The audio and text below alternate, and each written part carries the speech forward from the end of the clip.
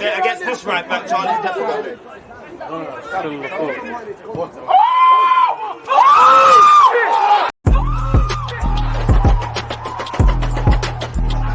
Because you always use that active when defending, I think, it's like.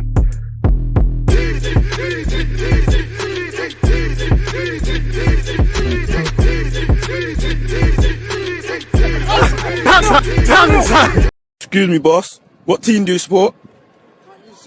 What, Chelsea? Yeah. Fuck Chelsea. Chelsea shit. Yeah. Fuck Chelsea. What? Fuck you. Fuck Chelsea. Fuck you. Fuck Chelsea, pussy or what? Say something. Fuck Chelsea. Fuck you, Fuck Chelsea. Boy. And with that, what more can I say? With my good friend Matisse, on Saturday, we're going to be enemies. People, deluded, I'm back again. It's another London derby, my friend. How you doing? I'm good. That intro always hypes me up. I can't lie. Always hypes me up. And then it comes to the Chelsea part, and I'm just like, fuck. Mellowing you down and whatnot. Oh, like, man. DG. I'm like, yeah. It's a gas still. I have to shout out to one of my fans. Still, one of the fans made it, man. I need a couple more, man. I need to get my graphics like you. Let's jump straight into it, man. What's Chelsea been saying this season, man? Give it to us, man. Pause. The good, the bad, the ugly, everything, man. Yeah, bro. Do you know what? Yeah, it's weird. I still look forward to the games. Like, people would think I'm depressed again, like last year. You know, did your thing beating Luton and that? I rate you, look. Like, it's I'm not gonna lie.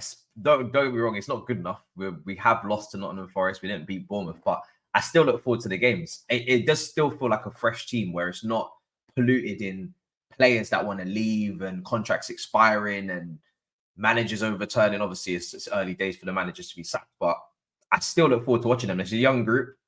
It's a group that I think have a lot of talent. They just don't have the experience. A lot of injuries as well, and there's a lot talent? of there's talent, bro. Cole Palmer. Yeah, wait. Our Jamaican brother. All right, cool, man. I'm doing that thing. All right, I'm gonna throw that in there, just so I can't get. There'll be no slander on his name.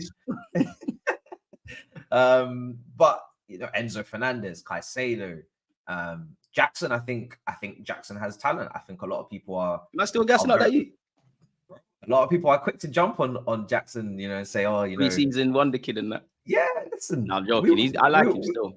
We'll be there, man. I think there's talent in this team. It's been a lot of injuries, some Pochettino errors. No, I wouldn't even say errors, because I've always tried to understand where he's coming from. The only one I couldn't understand was the Chilwell one at left wing. Everything else I've been able to understand the logic behind it, but I haven't always agreed with some of the things. But yeah, man, it's a slow burn. I'll put it like that. It's been a bad start, but yeah, we hopefully will have some sort of upturn. So what's the goals for this season then? Just Champions League. My objective is not going to change, even though we're sitting in 11th. I'm still saying we need to be in Champions League. When you don't have Europe, I'm sorry, you need to be aiming to be in the Champions League, especially when you've spent what we've spent. I don't care what we've spent it on, you still spent it. So we need to be in the Champions League. We can't be in any other competition, especially after the fact that, you know, we got a very good sized squad. We've got a lot of depth. When players come back from injury, second half of the season, we should be able to put together a run, because we won't have many competitions to juggle. So when teams start to tire, you know, Champions League, Europa League all kicks in for these teams. Maybe there'll be injuries on other people's sides as well. You've got to capitalize, bro. You have to. How attainable, sorry, do you think it is with you lot with Champions League football? Because the only one you could probably bet on is Man City's there. If Arsenal keep doing what they're doing, you could argue we'd be in the Champions League. You could argue Liverpool's there. You could look at Spurs at this moment in time. Not that I want to praise them. How optimistic are you in that, really pipping someone to one of the 4 spots essentially?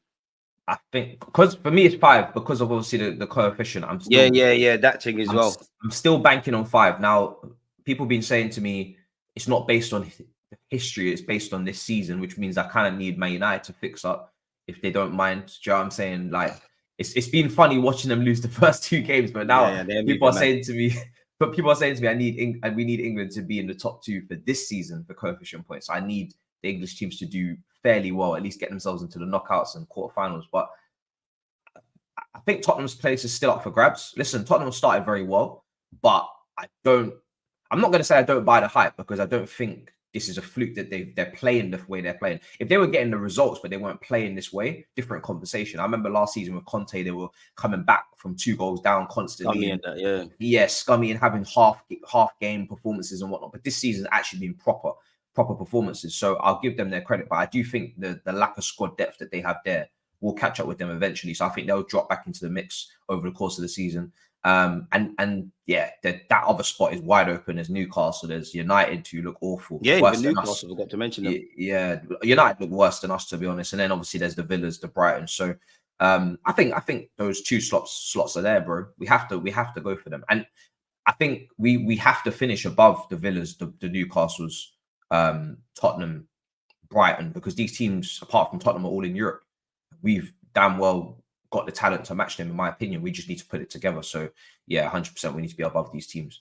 Like you said, it's just a case of putting it together. And I mean, call me a hater, but when I look at Spurs, I do think they're overrated. And when I mean that, I mean, Postecoglou, he's playing amazing football. Some players that look like they were League One standard are playing out of their skin. He's got belief back in the club. Obviously, there's inverted fullbacks. I want to kind of be easy on saying they're coping with the loss of Harry Kane because that's 30 league goals and he's a quality player. But quote unquote, they are staying away with him. But I look at them a bit like last season with us under Mikel Arteta or Unai Emery, in a sense. So with Unai Emery, we were just bumming through results. We're turning it around against Cardiff. And when you look at, not to discredit Spurs, because at the end of the day, they got 3 points regardless against Liverpool. They were probably unfortunate in the second half not to get all 3 points against us. But I just think when you look at their performances, it's not exactly the greatest of things over 90 minutes. It's a results-driven business. And I think it's a bit like us last season in that we was an unknown entity for the first half of the season. Zinchenko fullback, inverted fullback, and all of these things. Naturally, teams are going to kind of clock how you play, sort of thing. And I think Spurs will go through that moment. Obviously, when you look at Spurs' squad, they haven't got the biggest of squad. They have got a lot of players that you forget are at the club, like Lo Celso. But I do think 1 or 2 injuries and they could be an issue. But they do look like a problem. They're defo coping with, the departure of Harry Kane a lot better than I thought they would. And they're defo coping with post-Conte, clarity a lot better than I thought they would. So I honestly, me and you sit here on YouTube and Twitch, and we've said it for years. I just believe in the last few years in the Premier League, if it's not Man City, then it's all up for it. It's all up for grabs, and it's down to your team. In essence, fighting for one of the 4th positions for Champions League is a battle of inconsistency because you haven't shown the consistency to go beyond that, and it is what it is. What's your feelings around Pochettino then, while we're keeping up the Chelsea Spurs theme? Because you kind of alluded to it. Obviously, Chelsea has been a mess. There's a lot of things that you can't really blame him, but I'm sure when you look beyond that, there might be some things that he's done good or bad on a football field. You kind of alluded to Chilwell. I know some Chelsea fans haven't been happy with his use of Levi Colwill in certain positions as well. I'm still firmly 100% behind Poch in terms of the backing, because this is the manager I wanted. So I've got more patience than most, and I've always had patience for managers. Like it does take a while. It does take a while to break me down. Like you gotta really, and then once you do break me down, I'm not coming back. Do you know what I mean? Because I know it's the end. And usually when I've given up, it's very much like, okay, they probably will be going as well in a couple of weeks, because that's like, how you was under Graham Potter, man. You gave up at the last sort of furlong, man. I remember because the thing is with these guys, they're away from all of the kind of opinions and away from the my own perspective on what I'm watching. They have their badges. they know what they're doing. Do you know what I mean? And usually, if they're coming to Chelsea, they have a track record somewhere of doing something. Apart from Lampard, Lampard was the one where when he came back the second time last season, I was like, I'm not even starting this. We're not even starting the belief. You know what I mean? Like we're not even gonna go there. Just hurry up and do what you're doing and leave.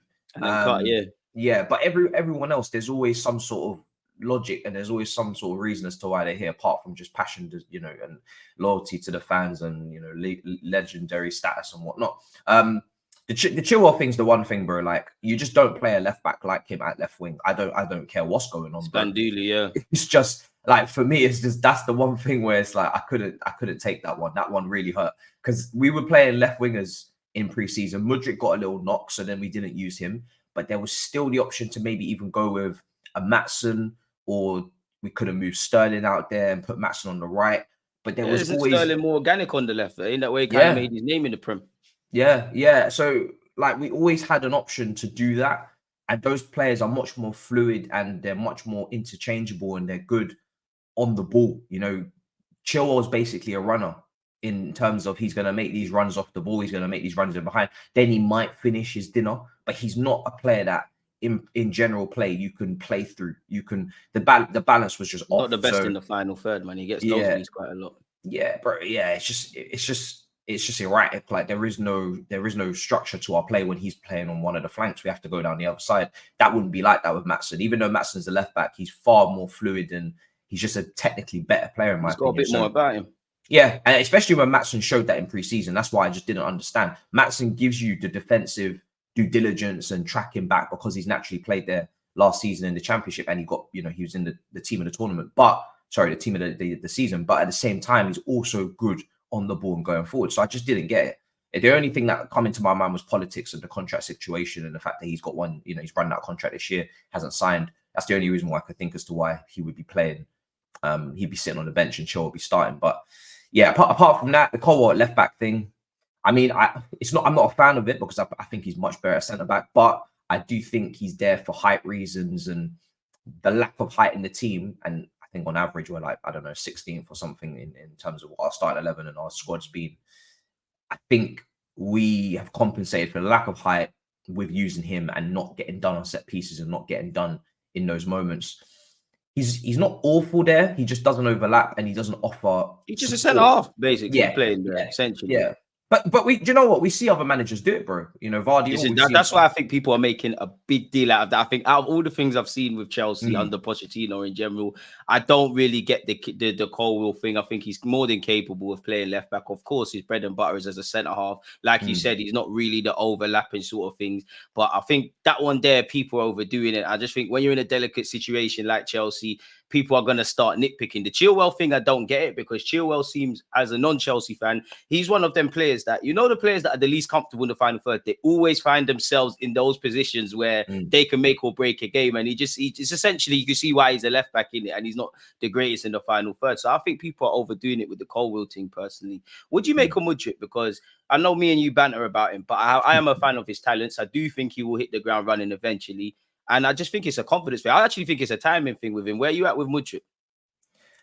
I'm pretty calm because I never overhyped him. That's the thing. Like when he came in, I never knew him. Like it was all Arsenal propaganda. No, we still don't, mate. Don't worry about that. It was all Arsenal stories and it was all Arsenal kind of like fans talking about him. And I was just like, all right. Like I wasn't scared that you were getting him.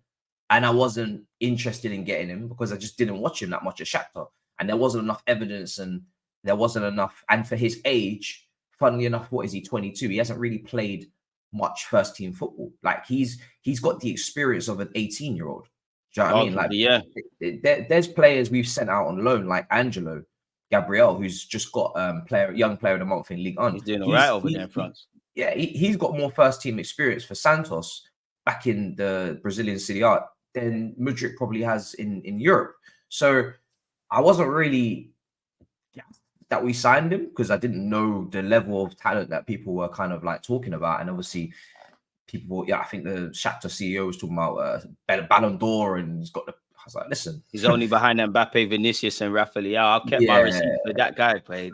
Yeah. I mean, you're a seller right now. You're at the market. Do you know what I mean? You're trying to sell us. You're going to cap, watermelon. Do you know what I mean? It's the best watermelon you've ever had. Do you know what I mean? It's like, this is what is going on right now. He's going to try and make it all more than it must be. I've seen Ballon d'Or clauses for other people's contracts at Man United. So I'm careful. Man. Let's still talk about potential. I have to be very careful with that kind of talk. So I'm calm, bro. Like I have seen glimpses now that he's at Chelsea. I've seen little things here and there. I think last couple of games he's really, really picked up. But I'm still very patient. Like I'm not in a rush with him. I think Poch is doing a very good job with him. I like the one thing I do love about him is his mentality. That's the one thing I've clocked. He has got a good mentality, and that's why I think he will be all right. Because obviously, if there's every reason for him to quote unquote, and naturally, if he's feeling sorry for himself, you're going to in it. But there's every reason for him to be a little pussy, feel sorry for yourself. Woe is me. But and I know we banter him about being in the gym and all of these things, but it's like he's keeping going in it. And I'm a big fan in life. We do YouTube, and it's all about perseverance. If you just keep doing what you're supposed to do. Sooner rather than later, you'll get your luck. Like, I can't remember who, but I'm sure he scored the other week as well. It could have been Fulham or something like that. So I do think it's a timing thing. I do think, you know, it feels like me and you repeat the same things when we're speaking about Chelsea. There is a bit of a Chelsea tax in right now. You don't, I think statistically, you've actually got one of the best defenses, but for historically, I don't think you lot defend to the standard that will see you win a Prem or Champions League or what your fans will want. Obviously, in the attacking front, you're clearly firing blanks. So I think there's a bit of Chelsea tax in. Collectively, no one's really thriving like that. Naturally, Mudryk's gonna feel a part of that, really. So I think you're bang on the money. Yeah, like I can't fault a player for working as hard as he does. And every time there's a report that comes out, it's always Mudryk he's been brilliant in training, and the other players are like, wow, this guy's balling. And I'm like, okay, fair enough. If he's getting these constant training reports where he's just balling out, surely at some point this is going to translate to the pitch. I think for him, he's got all the raw talent. It's just refining, and it's the little things. It's like off the ball movement, timing your runs, knowing when to go, knowing when to come short, and then obviously just putting those final finishing touches on it and making sure that you're effective in the final third. Because a player like him, for me, has got to be going in the trajectory of being one of your modern day wingers that finish their dinner and put the ball in the back of the net. I don't think forwards essentially. Yeah, I don't think he's I don't think he's in the model of like what I watched, funnily enough, Hazard just retiring. When Hazard come from Lille, he was so polished immediately. He was polished, he was refined, he was dropping deep, dribbling past 2-3, receiving under pressure, coming central, going right, going like he's just not that type of winger. He's not come from that cloth 100%. Yeah, you're either going to be a playmaking winger like that, or and Mudryk does sometimes create some chances here and there, or you're gonna have these certain attributes like a Salah. Salah at Chelsea was rough, like he was very raw. He didn't have a lot of refined attributes, but you could see the talent was there. And this guy was hitting throw-in shots for against Shrewsbury, and he was. Yeah, I see your tweet. You never let my man forget that, bro. I never forget where you come from. Do you know what I'm saying? Like we know you, bro. Them times they never had the afro. He didn't have the drip unlocked yet, man. Yes, different now. Bro. He wasn't strong, and you know what I mean, doing all this celebration and long shot, bro. This guy was some skinny youth from Basel, and he was poor at times, and we gave him some chances, but he just wasn't. He wasn't really that guy. Like I always say, I don't regret letting go of Salah because he didn't show that he was going to be this player to us. De Bruyne, it was obvious, and Kevin De Bruyne is a massive. Salah's an L, but Kevin was an L. He just needed time. Kevin is an L. Yeah, it's a proper serious L. Salah went to Italy, changed his life, Fiorentina, Roma. And now Liverpool fans will try and dress it up as like this guy's been balling out for 10, 15. No. No, he hasn't, bro. Don't try that with us. He started at about 26-ish, Roma the last season at Roma, and then he kicked on. So Mudryk could be like that. And that's what I'm buying into, is that Mudryk could be that type of player. I'm not saying he's going to reach Salah's heights, because Salah's a legend of he's a legend of Premier League now. He's a all-timer. He's a Hall of Famer now in Premier League as far as I'm concerned. But if Mudryk can even get a slice of that, if he can even be a Mane or something. Listen, Saka, yeah. You know, Saka's still young. Saka's still young. You know what I mean? He's got propaganda, man. He's got to win a Prem. He's got to win a Prem. Martinelli and that. Now it's about winning trophies. We want to win a Prem. We want Premier League winners. Premier League winners. You know, that's what we want. Fair enough. That's why we got Gabriel Jesus and Zinchenko. I'm shameless, you know this. But what else was I going to ask you? Obviously, like, what would you say from a tactical point of view? What's the good things about Chelsea? What's the bad points? Like, if you was a manager, you're about to play Chelsea, you're thinking of a way of beating them. How are you exploiting Chelsea, or what holes in the team? Like, is it set pieces? Is it lapse in concentration? Is it transitions? Obviously, you're not the most clinical of teams, so that maybe could be one if you shut up shop defensively. You know, what's the good, bad, and the ugly? I would say, I'd say Chelsea right now defensively is probably a strong point. I think statistically you're up there, which I think is underestimated. Now, the only caveat I have on it is the fact that, yes, we have played some of the easier teams. So we have to come up against some stronger attacks outside of just Liverpool to really see what that defense is really made of. Yeah, you're exactly you're a great example of that. If we keep a clean sheet against you guys, then I might even get a little I'll bit go more. mad if you do, regardless of the result. I'll be vexed. I need a Martinelli goal. I need Smith Rowe off the bench. I need certain. It'd be like crack injected into my veins. I need something. But go on, bro. If we can keep a clean sheet against you guys, then it's a different ball game. But I think that's definitely a strength, is the fact that we're not susceptible to really leaking many chances. Outside of the individual errors in the Premier League, we're very, very good. In open play, I think we've been good. I think it's just in open play there have been some individual errors. It's been sometimes Silva or it's been Colwill getting done, shoulder to shoulder with Antonio or whatever. But those were moments I could pinpoint and be like, you could have sorted that. Yeah. Whereas it wasn't like a structural thing. In terms of weaknesses, I would still say we're very I'd still say the left-hand side is a little bit imbalanced, because I know the right side's going to get fixed. Cucurella has been playing right back. I know Gusto's coming back, or James. I don't know which one. If he wants to risk James. I reckon it's James. Yeah. I reckon James is pushing to play that game naturally. Yeah. As captain and as James but Martinelli could put you back in hospital. So I'm not really sure if that's the move, if that's the play. Like, Gusto's fit. He just don't want to lose a battle in the war. Yeah.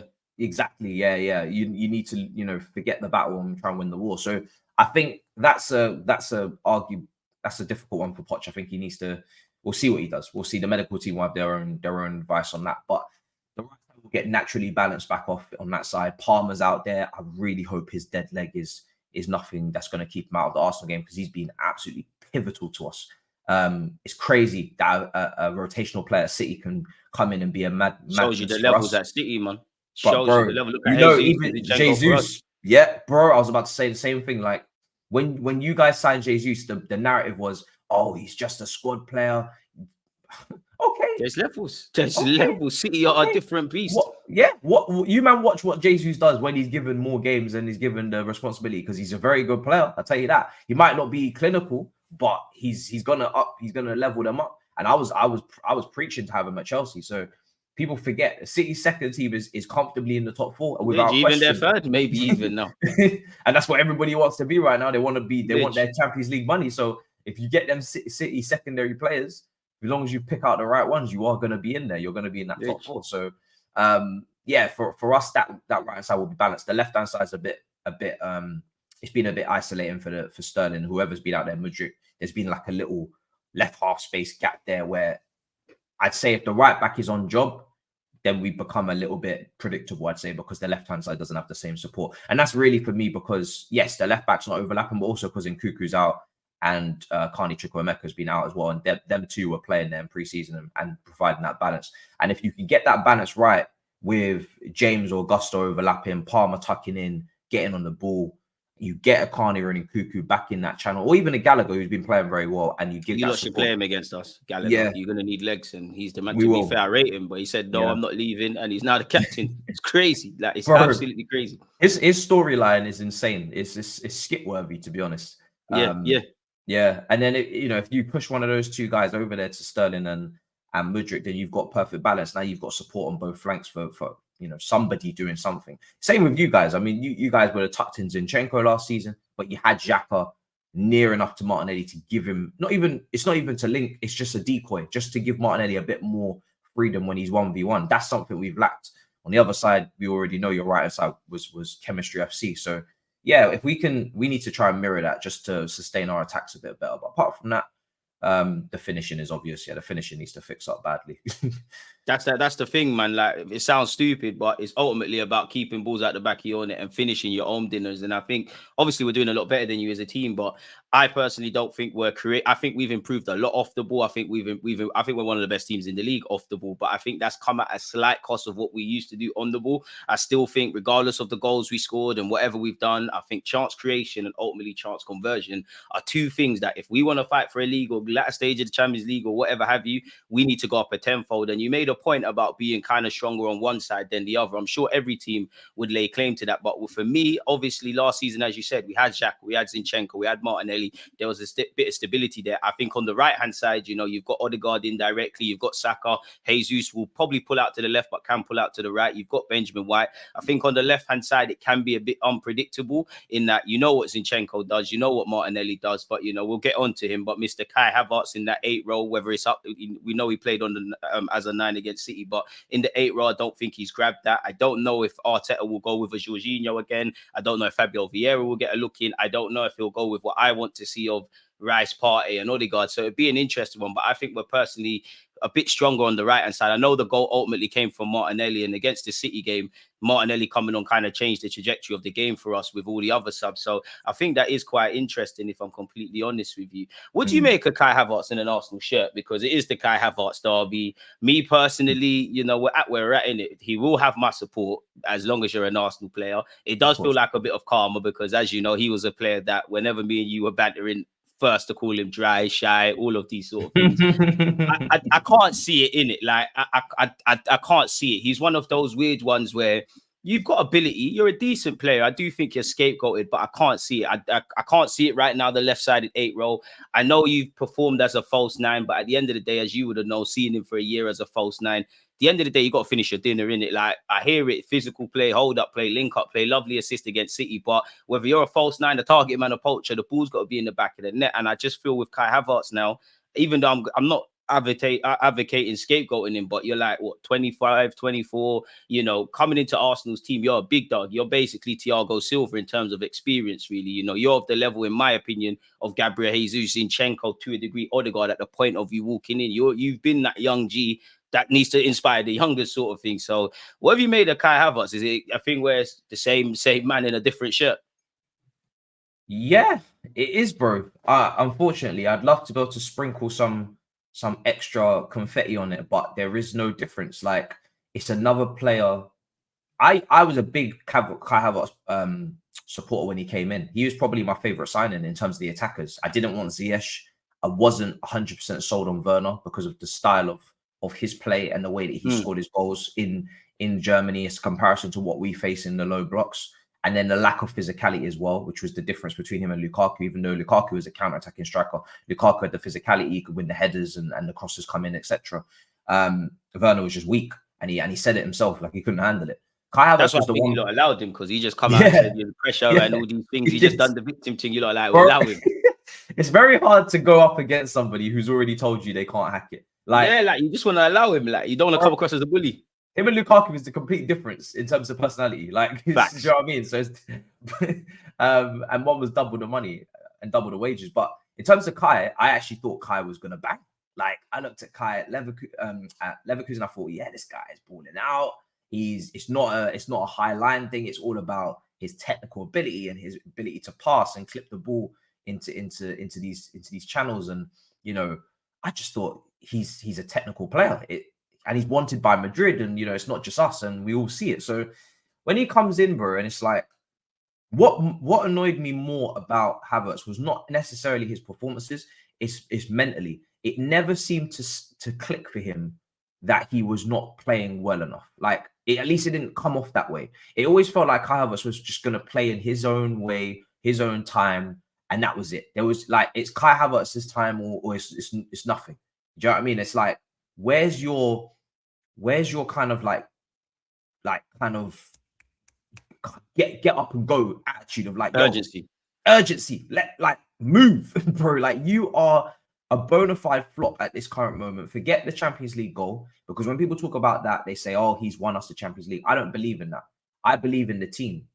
It was very much a team performance. Ultimately, it's a team game. There's 11 players out there. He's the poster boy, but I'm sure there was some clearances and whatnot in that final that the game don't go the way it's supposed to go if they don't do that.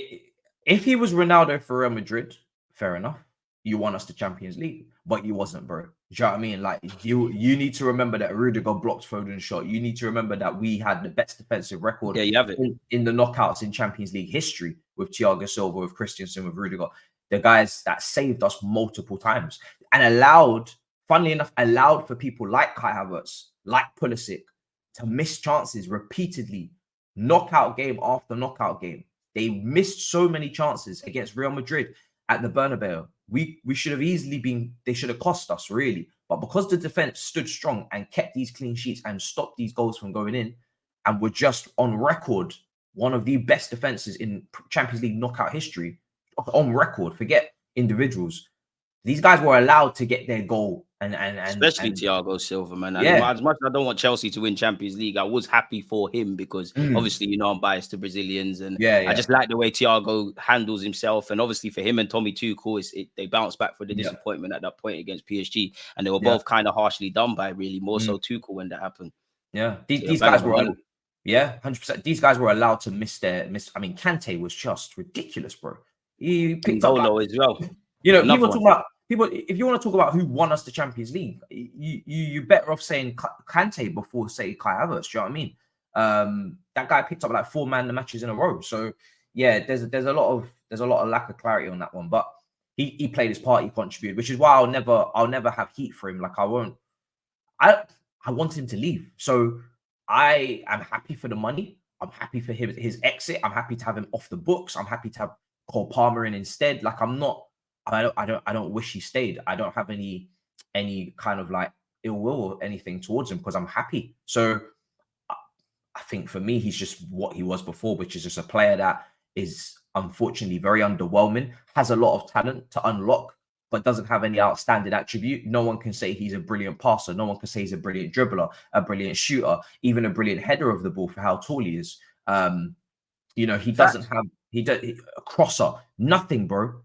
Nothing stands out. Half decent movement, but it's like it kind of goes back to what you said about wanting the ball and wanting it. And I do feel a bit sorry for Kai Havertz. I think his languid movement and the fact that in the Prem he's not like a Gallagher, for example, or Roy Keane. He's not going to fly into tackles. That's a somewhat angle to target him. But he's one of these guys that can do a bit of everything. But like, what are you like? As someone that watched him, like, what is his best position? Because at Arsenal, it seems Arteta is fixated on making you a left-sided 8. I say that maybe it's just a City thing, but he's played as a false 9 against City and it's worked all right. I'm not really convinced on consistently playing as a false 9. I'm not currently convinced on you cutting the mustard as a left-sided 8. The luxury I'll give you is like what you said with the managers is that they know more than football than me. I'm hopeful there's an upturn in performances, but at the end of the day, bro, there's got to be questions, and it looks like 65 million could have been better spent elsewhere. So what's the best position then? All right. It definitely could have been spent better elsewhere. You look at Szoboszlai, 100%, Madison, bro. Like, even that can't even stay fit for you, like Lavia. That could have been Partey's little bro or something like that. Bro. Even Kovacic, really and truly, like City are the only ones. Even though Kovacic ain't done much,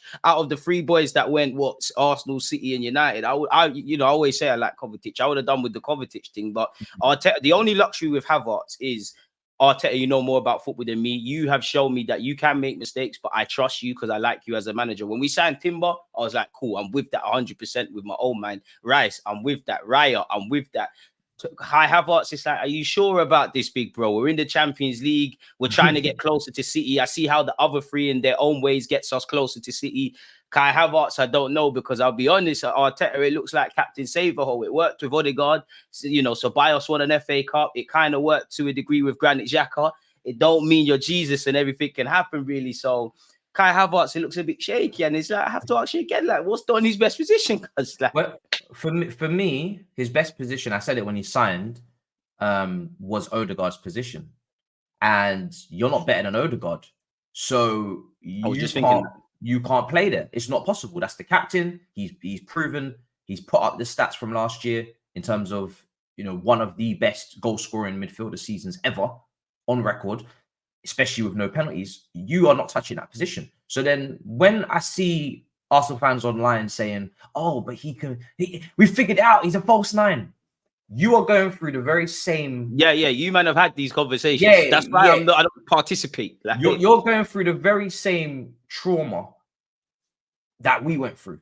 Oh, he's a striker. No. Wait. He's a second striker. No, he's a 10. No, guys, he's an 8 off the right half space. No, he's a winger. No, actually, if you just play him in this is where it starts to get techie. And Arsenal fans, they don't even realize that they're in it. Some of them, but some of them don't even realize yet that they're doing it. But they'll start to clock it soon. Right now, it's early days. It's hope. I get it. I've had it with every signing I give a year. So I'm not blaming Arsenal fans. The only thing I will say is this guy's been kicking ball in the Premier League for 3 years, up close. This is where that's where it kind of runs out, bro. You know, if he was coming straight from Bayer Leverkusen, cool. Go to the comps, enjoy those comps, take those comps in. It's acclimatizing to the league. It's adapting. It's getting used to England. It's all these things. But he's not doing that. He's been in London, bro. He's hasn't even moved house. This guy has been in the city. This is it. You probably got an extra half an hour extended on your commute in the day. Exactly, bro. Just got a new Puma deal as well, so you better get some scoring. If there's some traffic on the North Circular, this is all you've had to adapt to. That's it, bro. This is it. You are literally at home. You've been here for 3 years. You know the league. There's no excuse. So the only thing is getting used to the system, but he's not playing where those Bayer Leverkusen comps have articulated that he will be. Everybody's looking at the Leverkusen comps like, this is what we're getting. He plays in the right half space over there a lot of the time. Now, the reason why I'm not buying this striker hype is because A, he was playing striker for us. He didn't take his chances. He missed the most big chances last season. He's not clinical. C, why do you spend £65 million on a striker that is playing false nine the same way Jesus does, but doesn't do anything as good as Jesus? Doesn't dribble, doesn't hold up, doesn't finish. The only consistency is they both can't really, they're not really clinical. Yeah. But again, Jesus will get you 11 goals regardless of that. I don't know for Havertz. Yeah, exactly. So why would you sign a striker that's gonna play the striker role the same type of way as Jesus, but worse? When really the only thing to do was to get an alternative to Jesus who bangs in goals and goes the other way. Havertz doesn't do that. So even that doesn't make sense. So now you've got a £65 million player. That's best position, in my opinion, is Odegaard's, because that's where he can shift onto his left foot, open up his body, play those passes that we saw at Leverkusen, make those little reverse balls, take those shots for Germany on the edge of the D, cutting in where Germany really looks this is what as well. This is people are trying to pretend like as if they don't know this information. For Germany, this is where he scored those goals in the top corner, cutting in left foot, stick it in top corner from the edge of the area, cutting in on the left foot. How is he going to cut in on his left foot, playing on the left half space? Please, somebody tell me how. It's just not going to happen. So he's never played over there. 65 million to replace Xhaka and play in this position when there was the Szoboszlais, the Madisons, like even Smith Rowe. I've been saying, where is Smith Rowe? You have to talk to in that position. He's better, bro. In that, I don't know what's happening. If Nabil Vieira even took his spot for a second as well. I don't know if it's the fitness and. So before I go off on a tangent, that I don't understand what's going on with Smith Rowe, because I think Smith Rowe is way better in the left half space than Havertz. The last point I'll make is up here. This is where Havertz, for me, is also not good enough. Like when he was in poor form for Chelsea, instead of publicly taking it in and being like, "Yeah, I'm not playing very well," this guy, as soon as he got his one shameless goal, was shushing the fans. I was like, "Who are you shushing, bro?" And I was like, who are you shushing, bro? You're meant to be this, like, we're building the team around you almost. Arguably Golden Boy. You were seeing, you drew Mesut Ozil comparisons, which I definitely don't agree with, and they're still there within Arsenal fan base. The only thing I can see is that they don't smile. He cannot talk to Mesut Ozil in terms of footballing IQ, intelligence, maybe slightly, in fact, not even movement. I do like Havertz movement, but you can't talk to Ozil about movement. I'm tweaking. There's nothing you can say. I was just watching Ozil from Mourinho's Real Madrid with Kaká and Ronaldo. This is it, yeah. You're not talking to him. You're not even going to be able to. You're both left-footed. That's it. Yeah, that's it. You're not even sitting in the same restaurant, forget the same table. And then it's like the last thing is so the mental side. I'm not really. He's a confidence player. I don't think you can be a confidence player and play like the way he's playing, because on the next thing on top of that as well is. The way he plays is nonchalant. You need to be a baller to play like that. I'm sorry. If you're going to play like that, you need to be Ozil. If you're going to play at your own tempo and the Berbatov, the Ozil, them kind of brothers there. That's the guys, bro. Yes, that's the guys. You have to be one of those guys. If you're not going to be one of those guys, then I'm sorry. You better run. You better get stuck in and get winning them duels and winning them challenges and be in that midfield free and work your ass off. And if you are going to be that kind of player, then I'm sorry, you could have bought a player like that for 20, 25 mil, not 65. So there is no way out for this guy but to absolutely shell out. And I mean ball out like Odegaard levels. If he doesn't do that, he's a flop. And for me, I don't think he will be able to do that because he doesn't have the mentality that Odegaard has. He doesn't have the ability that Odegaard has currently. And he's playing in the wrong position because that position that he needs to play in Odegaard's position to even stand a chance for me.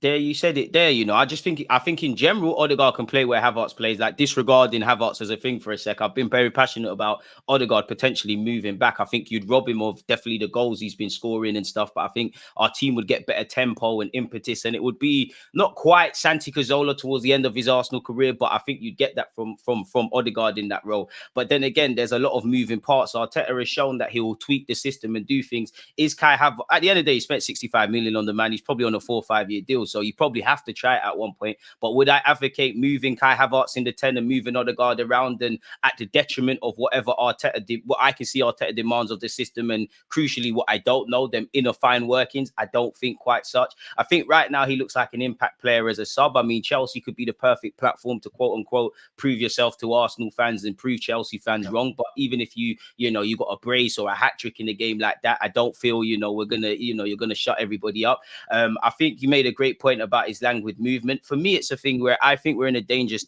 scenario with Havertz in that I think when when we talk about watching games again, defensive metrics and all of these things, and we overdo it, I think players in central midfield should be doing that anyways. That's the only real thing I have appreciation for Havertz. He will make tactical fouls. He does put muck in, but that only goes to a certain point. I don't want to have to keep watching games again to speak about him. And to be honest with Kai Havertz, as much as I love what Mikel Arteta is doing, I need to place blame at the feet of Mikel Arteta. You know more about football than me. You've shown that with bringing in Xhaka and certain other things. So I'm prepared to trust in you, even if I don't necessarily trust it. But as you said, you spent 65 odd million pounds. I can't see how Havertz ultimately makes our team better. Obviously, what doesn't help Havertz's case is the void that Xhaka's left. Just as a man, Xhaka would always face up to the music. Yep. And obviously, Xhaka's last season, he became somewhat of a goal scoring midfielder.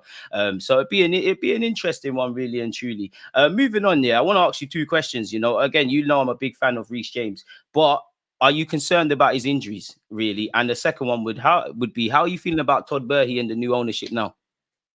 Oh, Reece James first. I mean, I'm more than concerned, bro. Like this is starting to get to a point now where we'd be happy to see you for 15 games in a season. Damn.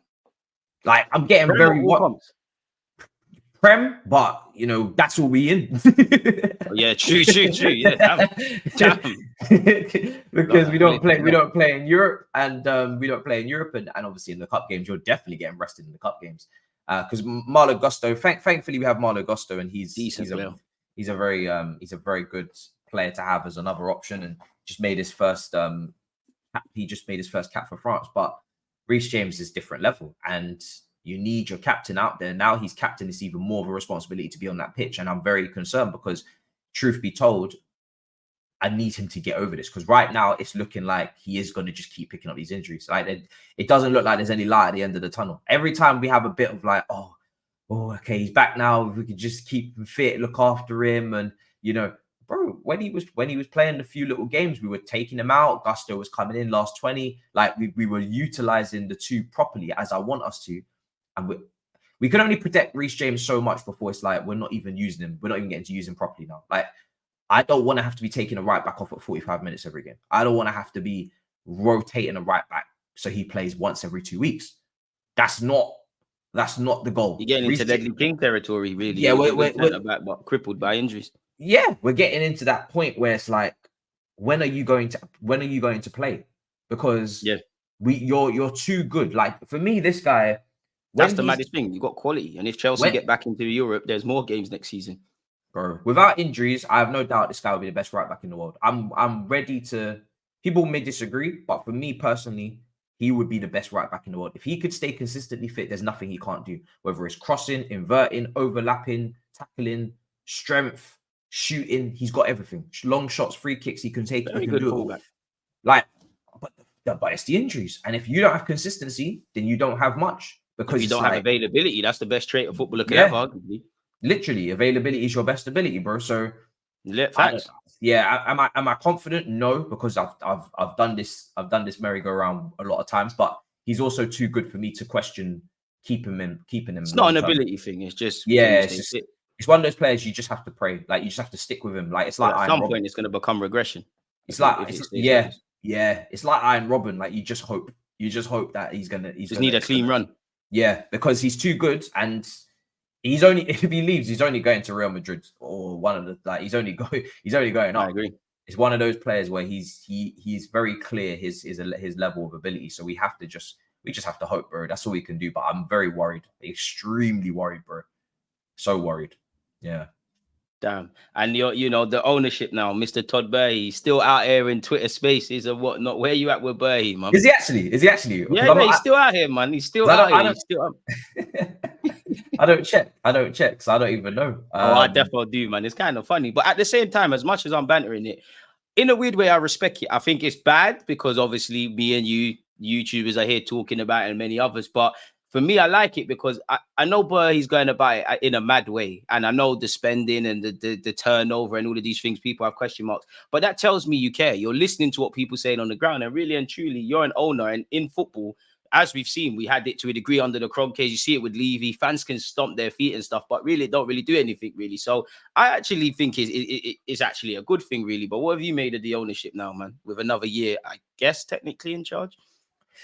Or maybe just shy of a year, really. Yeah, just over a year in total. I think for them it's one of those ones where I can see what they're trying to do. I can see what they're trying to do. I think their heart's in a good place. I don't think they're clearly trying to go a certain direction where they want to be the best, but they have a long-term vision of how to be the best. And it's like I don't begrudge them because we weren't the best before they arrived. We weren't competing for the league. We weren't consistent in the league. We weren't performing to a high level in the Champions League on a consistent basis. I have to keep telling people that because we won the Champions League, but that was our first, that semi-final of that year was the first semi-final since 13-14 under Mourinho. We had gone about 7 years without being in the semi-finals of the Champions League. So we weren't consistent in that competition either. Luckily, we, thanks to Tuchel and the system, we got the win when we were there. But that's not a method of winning the Champions League consistently, or at least having the opportunity to win it consistently. We were in the Europa League a couple of times. We were out of Europe. So yeah, I think for me, I can see the vision. I hope that they can do this in a what's the word? I hope they can do this in a kind of managed, calm manner. Controlled, yes, a controlled way, because I know what you're trying to do with buying up all the young players, but at the same time, you need to have enough of a monopoly on the football feeder club kind of Blues co-group, City group. If you don't have a monopoly on that, and I'm not a massive fan of the feeder club thing, to be honest, because I do think football is community and it's meant to be individualistic in terms of each club is their own, and you have your own owner and everybody operates in their own way, and I don't want football to become this spider diagram, but it's the way it's going, bro. It's business. Do you know what I mean? It's business. You need to have enough of a grapple on that, so then when you get these young players and you loan them, you have control over where their outcomes are and how their futures are mapped out. If you just loan them to, Billy Gilmore's a great example. The previous ownership, we loaned out Billy Gilmore to Norwich. He didn't get no love out there. They were in a relegation battle. They didn't have time to, work through his little moments here and there. They need results kind of now type of thing. Yeah, and he didn't get nothing out of that loan, and he regressed, and then he goes to Brighton and he's playing pretty well. And look where Norwich are right now. Well, look where Brighton are. It's chalk and cheese. And then you look at Andre Santos. He hasn't kicked a ball for Nottingham Forest. We've loaned him out to a team that are mini Chelsea. They sign more players than we do, which is nuts. So we need to be very careful that we don't. The talent that we're signing is nuts. Like we signed a 16-year-old Ecuadorian. Well, that you over there that plays for Caicedo's countries, at Perez or something. Yeah. Bro, we tried to get in. We tried to get Endrick, who's going to Real Madrid. We got Angelo. He looks great. Andre Santos was balling out. You're not trying to grab a couple of them Brazilian youths, man. What's it, Gabriel Moscato or something like that? Yeah, another one. I think you look easy. Yeah. So like, it's not like we don't know what we're doing, but there's the scouting, there's the integration. Well, there's development, then there's the integration. Those two key stages are what we have to see. That's why it can make or break, where ability is almost irrelevant then. Yeah, because I'm sure Lucas Piazon had ability too. You know what I'm saying? But we didn't see that, brother. We didn't see that, brother. So we have to be careful. But yeah, man, I see what they're trying to do. I'm rooting for them, man, because I wanted them, you know, over the other options. And apart from the other one, the one I was pushing was Saudi, and then after them it was this one. And obviously Saudi was never going to happen. That got blocked from the league, so we had to move to this one. I'm really rooting for them because I think if it works out, a lot of the mainstream media have a lot of egg on their face for the way that they've kind of spoken about this mad cowboy that's just come in and doesn't know what he's doing. At the end of the day, he's got over a lot of loopholes and found a lot of little. He's a businessman. You don't get billions of pounds if you're not a good businessman and not on some fuckery. Yeah, and whether people like it or not, the only way to judge what Chelsea are doing is in the long term, because you can't sign a bunch of, you know, under 21s or under 23s to revisit in the next 4 or 5 years, really, and then say right now, it's just, if we signed a world-class Galactico PSG, you know, Donnarumma, Ramos, Mbappe, you know, all these guys, if we signed that group and we'd spent $1 billion, but it was on this group of this type of players, bro, it's win now. It's today. 100% no problem. Chelsea fans have no problem. I trust me. Chelsea fans have no problem saying we must win right now. We've never had that issue. Yeah, so sometimes you're almost too impatient, but it's the belly of the beast. That's why I always say when I speak to you, it's kind of a bit different watching Chelsea now, because I'm used to Chelsea. I'm definitely used to you not being what you're doing, but once you became under Roman Abramovich, it's like you don't lie down for too long. It's like I remember saying when Tuchel came in, I could see him winning something and then cutting. Obviously, the circumstances are different. You're kind of on a short leash. You're almost on the race against time, and I think that's something that kind of benefited Graham Potter. I think it will benefit Pochettino for all the things he's doing, good or bad, because you kind of need to give someone a chance. So you're speaking facts with that. Yeah. So like we have no choice but to give it time, because these players the players are very likable. I really like the group. You can see that they're working hard. You can see that they're trying to kick on and develop. You can see that the injuries have kind of influenced maybe some of the decisions we've made tactically or system, you know, in terms of the way that we're using certain players. So we have to give time for them to return. We haven't even seen Lavia. We haven't even seen Nkuku. We haven't even seen Badiashile. He suffered a setback again, Lavia, I think, you know. Yeah, like we haven't even seen Badiashile again, who was brilliant last season when he came in. We haven't even seen, you know, all these guys that... Oh, what, is that your French centre-back? Yeah. Oh, listen, yeah. Oh, them man there. Oh. Hey. Well, if there's one thing I'm not going to get into a debate with you about right now, it's Saliba, because we all know that, brother. You're kind of messing up. You're kind of messing up. I wanted to ask you. No, there is no question. Don't even ask. Like, if you're going to ask about Colwill or Saliba, nah, bro, we're not doing that. Colwill's got a lot more to learn, bro. Let's not do this. Like, I love Colwill. I was hyping up Colwill, and I'm still hyping up Colwill. Nah, he's a baller still. I like him. He's going to be brilliant for us. But Saliba is becoming that perfect centre back. Perfect. Say that again. Perfect. I have no problem. Man, you know the thing. Don't compare my guy to FIFA. Before Saliba signed his contract, I was saying Ala Madrid. I was saying, listen, there's a kid over here at the Emirates that you lot need to be very much looking at and trying to bring to Real Madrid, because he's ready. He's very ready. He's gone there soon. Bro, honestly, he's too good, bro. Like, I think he'll be the first player we sell for around 100 million. He's too good, bro. What do you do with a player like that, bro? He's quick. He's good in the air. He's good on the ball. He's good looking as well. Pause. He's got a lot of things in his life going for him still. It's Van Dijk without the injuries, isn't it, bro? That's what it is. Let's let him develop. But I like that, you know. Bro, I like that. Bro, that's where it's going for me. I'm not gonna lie, that's where it's going. And the only thing that can stop him is injury. That's it, bro. Because the guy is playing to a high level. Look what he did to Haaland, bro. That's something that Rudiger was able to do, but Rudiger. I don't think Gabriel gets his plaudits for that Haaland performance either. But I mean, he's not as gracious as Saliba. No, he's not.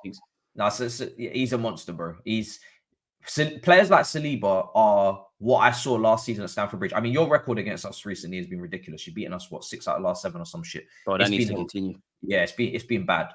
Players like sins have to be addressed. That has to continue. Bro.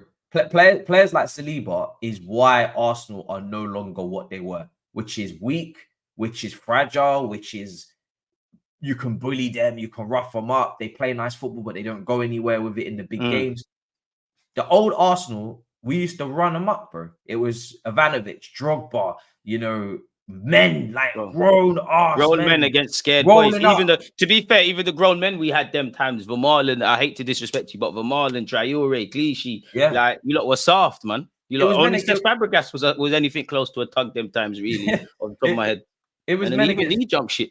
yeah, Diego Costa when he come. It was This men was against it. boys. It was men against boys. We used to bully, and we used to be on some madness. And now it's the tide have turned, and it's players like Saliba that are coming and bullying us. And it's like, what do we do? Like coming up to the game now, I love Jackson, but I fear for you, brother.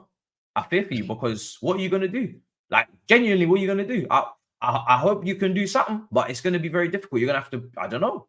But he relishes a physical battle, though. I think it'd be a good test. I think it will be a good test, man. I think that's the only. I mean, I'm confident in my team in it, and I should be confident going into the game. And we still have an ability to mess things up defensively. But I think away from home, well, I say that we kept a clean sheet against City, so it's probably irrelevant now. But I think we've been a lot cleaner, a lot more professional, a lot more crisper, a lot more perfect over 90 minutes. And I need Benjamin White. You know, I'm not going to say Ramsdale's going to play, but Raya, Ramsdale, Gabriel, Saliba, they're the ones I'm looking at. Zinchenko, I do think he can be got at defensively. I do think he's made some mistakes, but I think in the last few weeks he's been all right. But that's probably where, if I'm Chelsea, I'm saying the space he leaves, I'm getting at that. I want to win the midfield battle 100%, regardless of how the game ends. We need to be winning that midfield battle and take our chances, man. You do seem like a team. If you could score 1 or 2, then I kind of think the game's done. I'm not necessarily scared of Chelsea scoring goals per se. Your defense, obviously, Thiago Silva speaks for himself.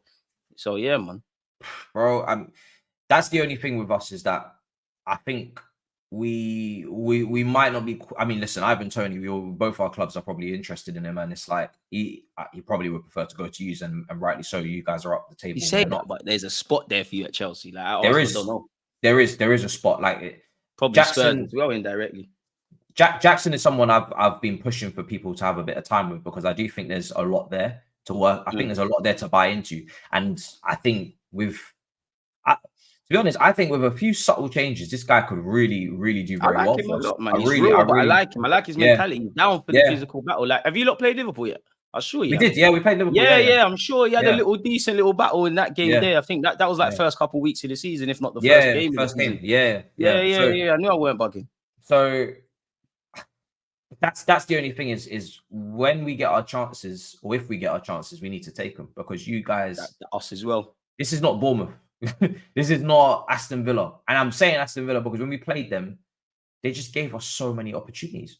Like Jackson's goal was terrible defending from them, if I remember correctly. Oh, bro, some of the games we've played so far this season, I've been shocked with how much disrespect we've been shown. It's like I deep it now. This is what it feels like to be mid-table because when you come up against Bournemouth and Aston Villa, they don't show you no respect, bro. There's no low block. There's no. We can win this game as well. Bro, they play a high line at Stamford Bridge. I've never seen anything like it, bro.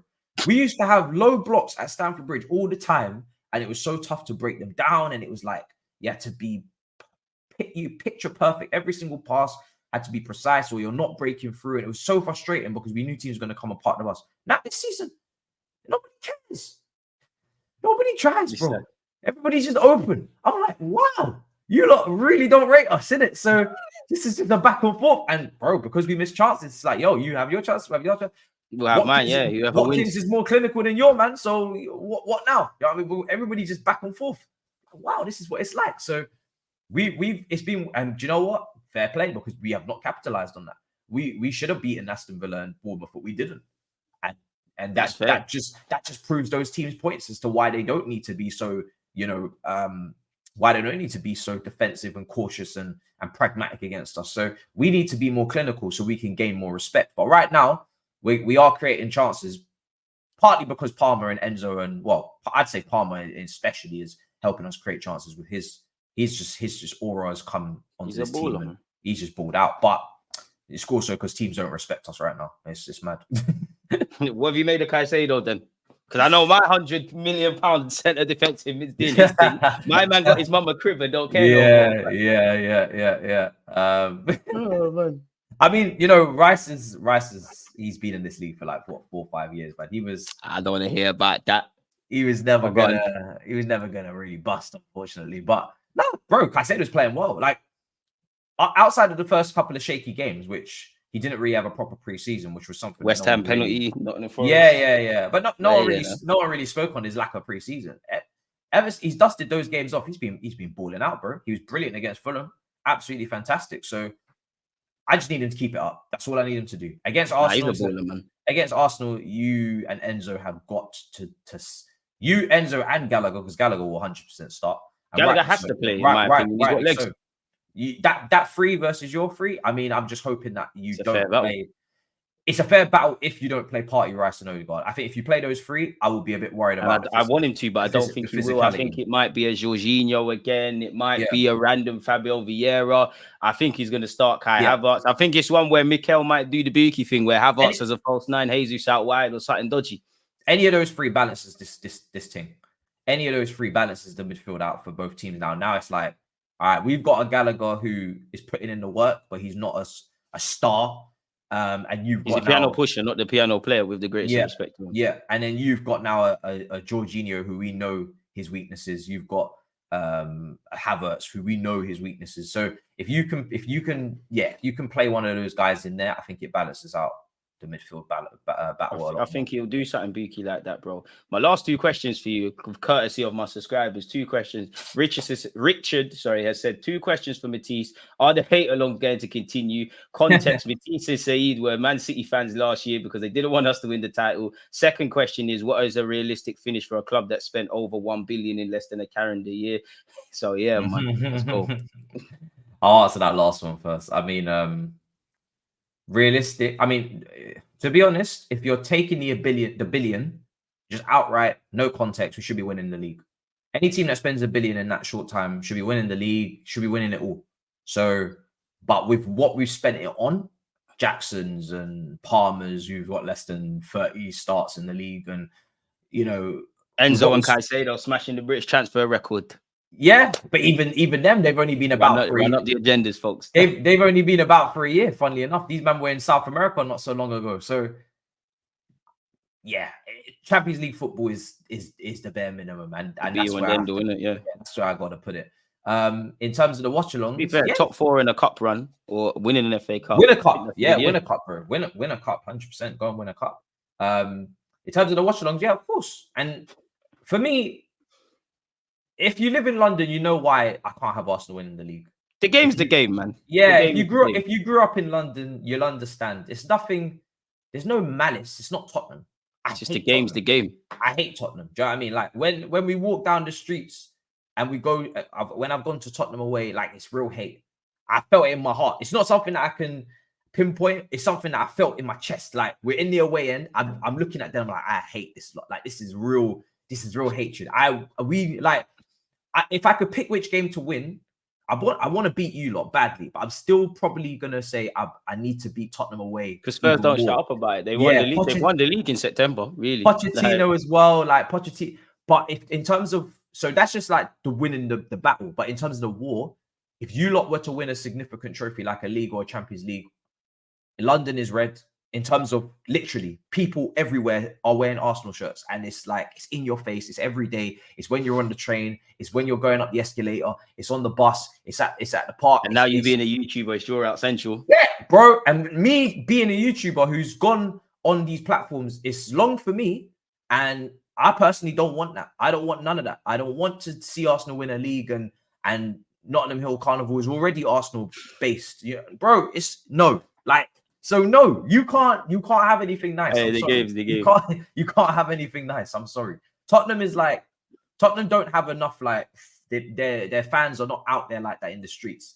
So that's more of just not liking them as a club or not liking them as like Battle of the Bridge and all these little, it's Tottenham. It is what it is. But you guys, it's a social thing as well. It's like you quite evidently have the biggest fan base in London. No Chelsea fan's going to get angry at me for saying that. It's just facts. Like you just go around London, you're more likely to bump into an Arsenal fan in London than any other fan base, right? We can't have you lot winning the league. It's just we can't have that, man. It's too much. And I always say it, like me personally, if Arsenal not going to win the league, I'd rather City purely because I don't know City fans like that. I grew up with Chelsea fans, grew up with Liverpool fans, I grew up with another London club, Manchester United fans. So it's always there's always that sort of nonsense. With City, I don't really know them. I know a couple of legitimate City fans that are from them sides. I know a couple of Arsenal fans who went and snaked it, but it's not that deep. You know, Chelsea fans are not going to shut up about things. The first Champions League that you lot won was one of the worst days of my life. Man United, they were the big bad bullies, the playground bully, taking everyone's lunch money. Liverpool, obviously, you know, they're a special bunch as well. Spurs are just loud for no reason. City, I don't really know their fans, so I don't think anyone could begrudge you. I'll be saying the same things if the shoe was on the other foot. Last question for you before I let you get out of here. Aya said, has Sterling signing been underwhelming? Yes. I mean, at this current moment, of course. But the thing is with Sterling is that we have overestimated what he is in terms of he's a great player, but he's meant to be part of a team. If you're trying to make Sterling the guy in the attack, that's something he's never been. He was never that at Liverpool with Suarez and Sturridge.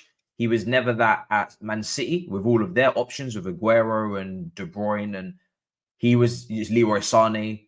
He's never been that. So you are asking. He's a mac and cheese to the rice and peas and chicken, essentially. Exactly, bro. He's a side, and he's a great side, but he is a side to the dish. And if you're trying to, and what we've done is we've made him our highest paid player, and we've given him the keys essentially. And that was the wrong decision because he's not the player you give the keys to.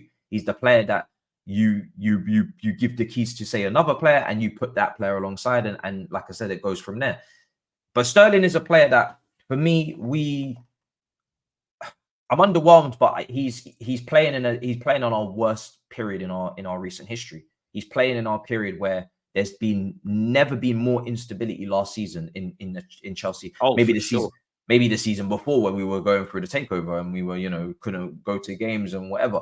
But that period, that 18-month period, 15-month period, that is the most unstable period, I think, a club maybe in English football since I don't know when. Do you know what I mean? Like, it was a mess. So to come in that period, I'm not expecting anybody to perform. Nobody did perform. Everybody was shit last season. So I can't really scapegoat and say, oh, Sterling, just because he didn't, and nobody performed. Last season, we finished 12th. Like, nobody played well. Everyone's got a share part of that. There's not one single man. It's a whole failing as a whole football club, actually. The whole club, the whole institution, from the cafeteria to the CEOs to the directors, to the dinner bro, the lawnmower guy, everybody failed, bro. Like, it's done. Like, nobody can go anywhere and say, but no, there's no point in fingers. When you finish 12th, it's everybody's fault. Like, everybody's L.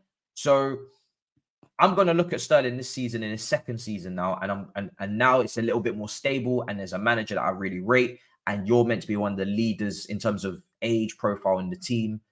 Obviously, you're still the lead attacker as well, which is not ideal. But now I'm going to be looking at him a lot more to judge him. So yeah, right now it's underwhelming, but it's underwhelming for everyone. Do you know what I mean? Because nobody's played to the level that I need them to play at, because look where we are. Even Enzo Fernandez, as much as I love Enzo Fernandez, there's still gears to go for him. There's still gears to go for every single player. You know, I would love Enzo Fernandez. Yeah, I'd love Enzo Fernandez to start hitting in some long shots even. Do you know what I mean? Like, I think he's more than capable of hitting some long shots when given the opportunity from distance and there's space. I want to see you start hitting them in the corners, bro. If I rate you to be someone that could have played for Madrid, you know, which I do, then that needs to be backed up with, you know, evidence, big game performances. You know what I mean? Like, so yeah, 100%. Facts, man. Obviously, Matisse, this has been a fantastic one. Before we get out of here, what's your score prediction? I'm gonna have to back my team and go 2-1 Arsenal. What are you going with on Saturday then? I can only go with a draw at best. I'm gonna go 1-1.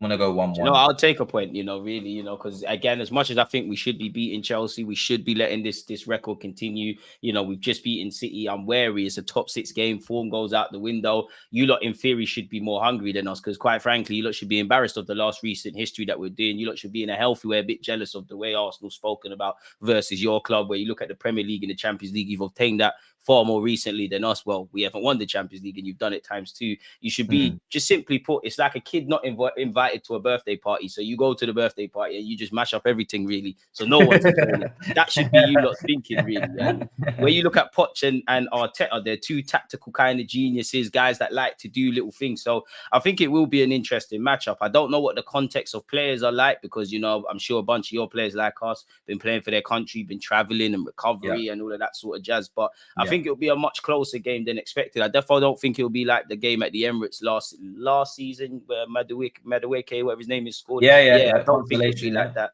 To be fair, I don't even think it would be like, I say that, I don't even think it'd be like the game at the Bridge last season, because I think that was one of our best performances away from home, just because it was one-way traffic. It was firmly like a training ground. So we'll have to see what content you got to come out this week, / obviously on the weekend, you're going to be doing a watch along for Chelsea, Arsenal and whatnot. Yeah, it's mad, bro. So it's always mad when it's Arsenal, man. Like, it's so many Arsenal. One of the biggest games in the calendar list. Yeah, it's one of the biggest games in the calendar. So it's just like previews and combined 11s and debates, and yeah, it's just mad. So I'll be everywhere, man. FTV here on my channel, various others as well. But I've got content coming out. I've got a preview combined 11 minimum, dropping maybe even one other as well. And then the watch along will be there as well. So, and I think even a little bit of Kai Havertz slander is coming soon as well from Lewis. So yeah, there's a lot, man. There's a lot. That's probably the one man who hates Lewis. Hates you a lot. Hates him a lot more than you, really and truly, man. I don't even hate him. That's the thing. I don't even hate him, bro. It's just disappointed. Do you know what I mean? You're not even angry, just disappointed. Just looking at you funny, man. Like it's like a girl that's done something you don't like. It's like, I would have wiped you, but now. Say no more, man. We're just going to do what we're doing. But yeah, Matisse, man, this has been lit. Obviously, people, if you're not subscribed, can't imagine you're not. Make sure you're following Matisse's YouTube and the rest of the content, especially his FIFA content. Again, let us know your own thoughts. Comment, like, subscribe, all that good stuff. Hope you lot have enjoyed the hour or so we've been talking. But for now, peace, folks. One love. There's always just that active red flag defenders. I think it's like